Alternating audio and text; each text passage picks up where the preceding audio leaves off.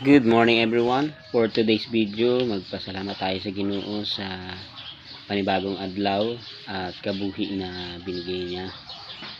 At diyan natin makikita kung gaano katapat at ka mga biyaya ang ating Ginoo sa adlaw-adlaw ng ating buhay.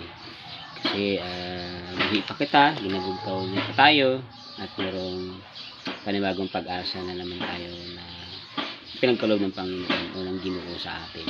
Sabi sa Bible, they are new every morning, great is thy faithfulness. Ang ating Ginoo, makita gid natin kung gaano siya katapat sa ating buhay everyday. Hindi siya nagkukulang. Kahit na tayo mga tao, nagkukulang tayo sa adlaw-adlaw. Sa adlaw-adlaw, sabi nga dyan, laging may bagong umaga. At yan natin mapatunayan, makita sa buhay natin na ang Diyos, yung katapatan niya ay hindi yan nagbabago. Bukod sa hindi nagbabago, yung level niya, hindi siya bumababa. At yan mo rin makikita, sabi doon, they are new every morning, great is thy faithfulness.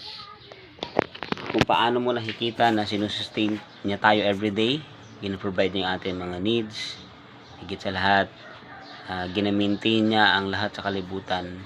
Diyan mo makikita na ang Diyos o ang Ginoo natin ay matutom gid siya or tapat gid siya sa ating kabuhi.